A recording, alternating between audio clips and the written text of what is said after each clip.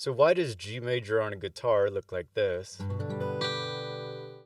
but like this on a ukulele, and like this on a mandolin?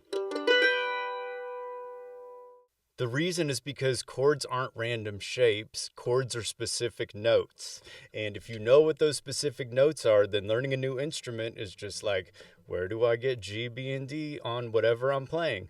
So let's take a look at the new Pathfinder and lesson 3, which is seeing those chords on any fretboard. So last video, we built this whole chord and scale jig and looked at the difference between major and minor chords. So if you need a refresher, major chords are always built out of notes in the 1, 3, 5 columns.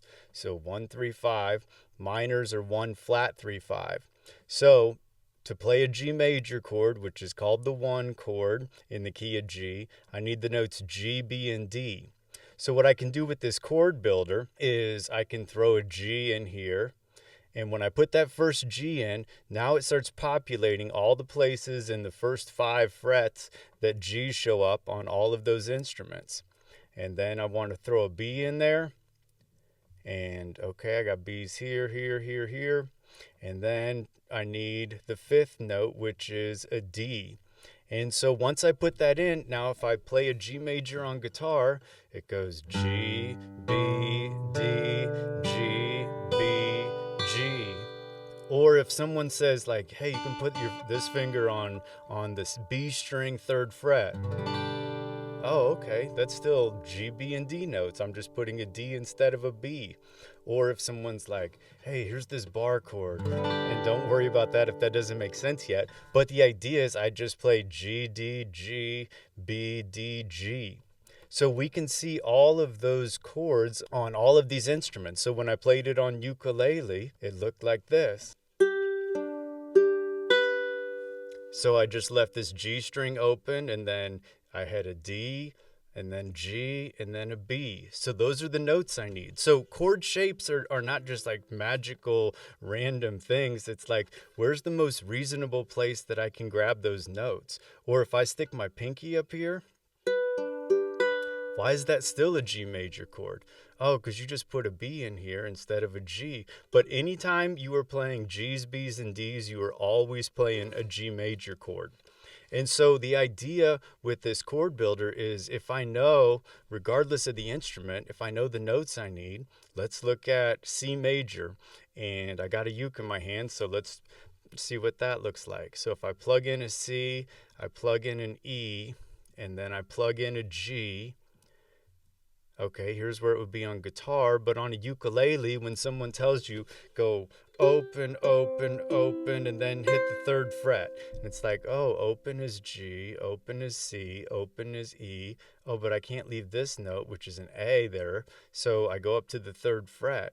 So these chords aren't random. That's the thing that really just like drove me crazy was like, oh, why am I putting my fingers here and doing all of this? Like, I just want to know why. And so that's the fun part. If I want to play an A minor chord on a ukulele, okay, A minors are built out of A, C, and E. So if I put something in the A, something in the C, something in the E, oh, look, I can leave all those open and then just grab the 4th string 2nd fret. Minors have sad sounds, and the beauty is all of these chords are going to sound good together, which is the focus of the next video. How do these chords all fit together? So this tool is free with the whole Toolbox Pathfinder, and you can mess around with it just to be able to kind of see how they populate those things. But that's not the real point of fretboard toolboxes. This is to show you how to see it. So if I look at a real toolbox, let's look at a guitar. So up here, you're going to have the G major stuff. And so we're learning in this whole series how to build this whole top section. And then the next thing I'm going to talk to you about in the next lesson is why are these chord progression boxes here. But down here, I can see all those G, B, and D notes. And they're in green circles in the essential editions.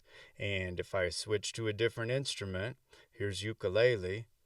Okay, nothing changed up here. Nothing changed in the chord progressions. It's just those same notes that I need live in different homes on a ukulele. Or if I look at a mandolin, okay, nothing changes up here. Okay, those same notes just live in a different spot. And so I've already had lessons on how to build the major scale and how to build chords and where do the chords come from. But that's the point of toolboxes, is that I can see what, like, let's just stay on mandolin here. Then if I go to the C major chord, okay, those all these purple circles, because C majors are always built out of the notes C, E, and G. Then if I want a D major, I need D, F sharp, and A notes. Okay, I can hit those here. And if I want to learn my 3 minor chords, A, C, and E is A minor on every instrument. And the cool thing about toolboxes is whatever instrument you're on, if you're on page 5 and your buddy's playing a different instrument, this page will be page 5 of every book. So they're all set up exactly alike. The only thing that changes is just where the notes that we need for the keys found all over the fretboard. So that's the big idea of what we're shooting for. Is I want you to know what are those chords that sound good together. I want the chord shapes to not be random for you. I want you to know what are the notes that are in the key, and then be able to see where those are found all over the fretboard. And then music starts clicking, at least it did for me, and it starts being a whole lot more fun. So if you want to pick up your own toolbox, you can go to the Fretboard Toolbox website. If you want that Pathfinder, go to the Start Here page and download your own copy of the Toolbox Pathfinder. And if you want the series that we're in right now, you can click right there.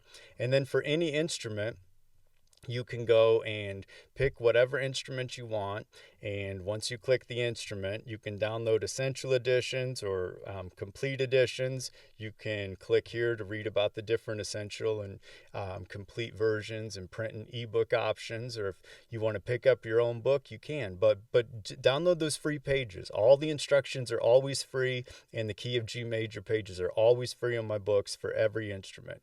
So I hope you found something useful, and next time I'll be back with how do we put these chord progressions in ways that sound really cool, and why do the Roman numerals matter so much. So thanks for stopping by.